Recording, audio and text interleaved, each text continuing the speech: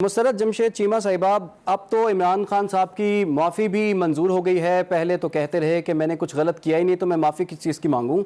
آپ نے اس کے کیس سے کیا سیکھا؟ کیا آئندہ جو ہے وہ عمران خان صاحب احتیاط کریں گے؟ اور ایک اور توہین کا کیس بھی تو ان پہ چل رہا ہے، وہ توہین الیکشن کمیشن کا کیس ہے۔ کچھ ایسا رویہ وہاں پر بھی عمران صاحب رکھنے کا ارادہ رکھتے ہیں؟ بسم اللہ الرحمن الرحیم، بہت شکریہ عمران بھائی۔ دیکھیں، میں اس کے اوپر آتی ہوں۔ پہلے شائستہ صاحبہ نے جو باتیں کی، میں جلدی سے ان کا جواب دے کے پھر آپ کے سوال کی طرف آتی ہوں۔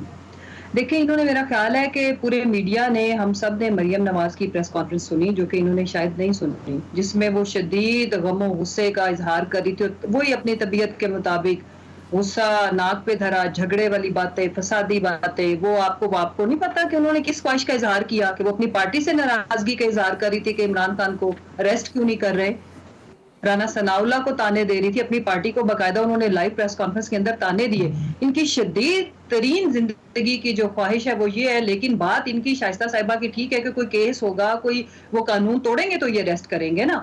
دوسری، انہوں نے بنی گالا کہ ان کو تلاشیاں لینے کا بہت ہی شوق ہے، تو پھر جاتی عمرہ کی تلاشی عوام لے لیں گے۔ یہ ہم نے جواب دیا تھا، بلکہ عوام نے بھی دیا تھا۔ اسی کے پیش نظر وارنٹ جاری ہوئے، جس میں بیچاری پولیس کو پھر یو ٹرن لینا پڑا، اور انہوں نے کہا کہ ہم اس طرح کا کوئی ارادہ نہیں رکھتے۔ عوام کو انہوں نے مخاطب کیا، جو پورے ملک کے اندر پبلک کا ریئیکشن آیا۔ دوسرا، جنہوں نے بڑی اہم بات کی، وہ بڑی امپورٹنٹ بات ہے کہ بالکل جو سیاستدان ہوتا ہے وہ میدان سے واقعی نہیں بھاگتا، نہ وہ دوائی کا بہانہ لے کے لندن جاتا ہے۔ جو تاریخ میں ایسے لوگوں کا نام جن الفاظ سے جانا جاتا ہے، اس سے سارا زمانہ گواہ ہے، کہ جنہوں نے آج کے دن تک جھوٹا حلف بیان حلفی جمع کرا کے جو دوائی لینے گئے تھے، اور ان کا ٹریٹمنٹ کب کمپلیٹ ہوگا؟ جب این آر او مسرت جمشید چیمہ صاحبہ، اب تو سنا ہے کہ نواز شریف صاحب بھی وطن واپس آنے کی تیاری میں ہیں، مریم لندن روانہ ہوں گی، اسحاق ڈار تو پہلے ہی آ چکے ہیں، تو آپ کی خواہش تو جلدی پوری ہونے والی ہے۔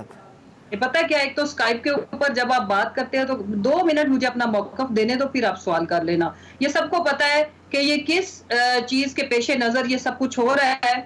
تاریخ کا بدترین این آر او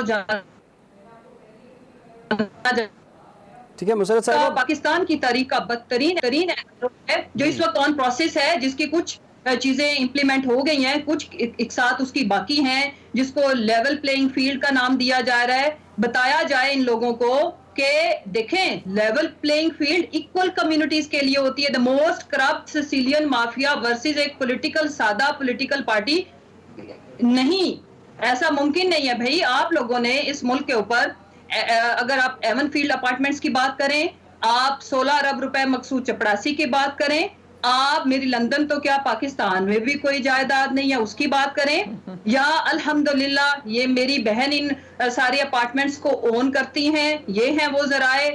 دیکھیں، یہ سارا تماشا نہ عوام کو بھولا ہے، اللہ بھلا کرے سوشل میڈیا کو۔ لیکن عدالت نے تو ان کو بری کر دیا ہے مسرت صاحبہ، یہی اسلام آباد ہائی کورٹ ہی ہے جس میں آج خان صاحب کو ریلیف ملا ہے، تو آپ کیا اس پہ بھی آپ کو اعتراض ہے اب؟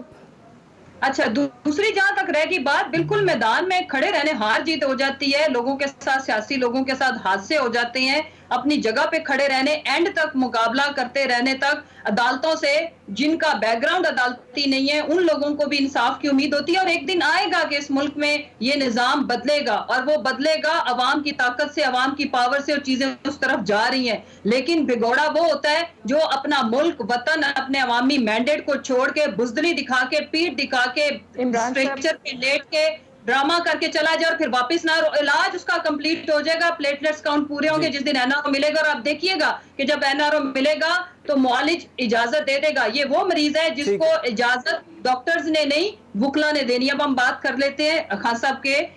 دیکھیں، ہم نے پہلے دن سے جو عمران، ہمارا جو سٹانس ہے، وہ سٹانس ہمارا یہ ہے کہ کبھی بھی، چاہے پولیٹیکل لیڈرشپ ایموشنل بھی ہو، تو اس میں کوئی دوسری رائے نہیں ہے کہ اگر بہتر الفاظ کا ہم چناؤ کریں، لیکن اس میں جو بڑی ایک انفارچونیٹ بات ہے کہ اس ملک میں سرونگ آفیسر، سرونگ ججز کے اوپر عدالت لگائے ہوئے بھی اٹیک ہوا، جس کو ہم آج تک کنڈیم کرتے ہیں۔